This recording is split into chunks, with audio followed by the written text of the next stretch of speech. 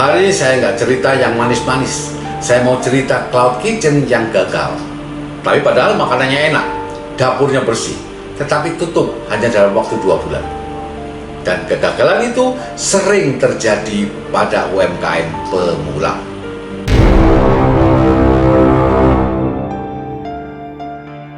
Kita sebut saja namanya Dapur Andi.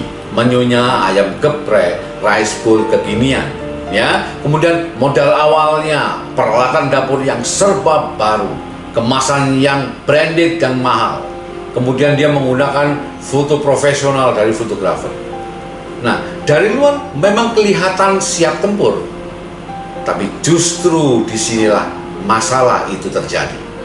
Kesalahan pertama, terlalu ingin terlihat profesional. Maka dampaknya modal habis di awal. Tentu dong, dipakai beli peralatan yang baru. Jadi modal di awal sudah mulai habis. Dan itu berdampak kepada harga menu yang jadi mahal. Dan beban untuk balik modal semakin besar dan semakin lama. Padahal cloud kitchen untuk pemula butuh nafas yang panjang, bukan untuk gengsi-gengsian.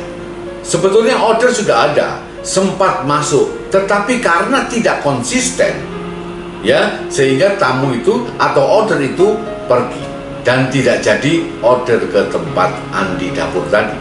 Ya, masalahnya adalah harga yang jauh lebih mahal dari kompetitor. Yang kedua, tidak ada promo-promo yang menarik untuk pembuka. Dan dia hanya fokus kepada hari itu juga. Dia tidak fokus untuk order yang kedua kali atau repeat order customer. Ingat, pelanggan datang sekali dan tidak balik lagi, itu tanda bahaya. Kemudian promo yang salah, artinya promo yang dilakukan oleh Dapur Andi itu salah. Apa yang dilakukan? Dia pasang iklan kecil di Instagram, ya. Kemudian posting-posting yang cantik, tetapi sepi.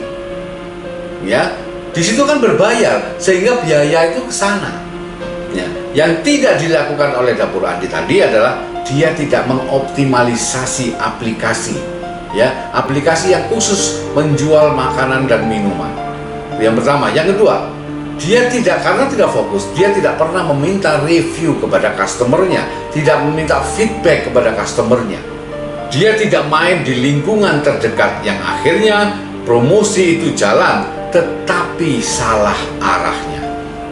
Ya, salah arahnya dan tentu itu pasti salah sasaran. Sehingga akhirnya tidak ada yang order ke tempat Andi Dapur tadi. Dan step berikutnya, mental Andi Dapur mulai turun. Karena order nggak stabil, ya, mulai mengurangi kualitas. Kemudian merespon chat dengan lambat. Dia sudah mulai ogah-ogahan. Ya, kemudian masaknya pun juga setengah hati. Ya, karena order nggak jelas. Kadang ada, kadang tidak. Sehingga motivasinya sudah mulai menurun. Ya, semakin dia menurun, maka pelanggan pun semakin pergi. Ya, otomatis kalau tidak ada pelanggan, maka rating pun akan menjadi turun.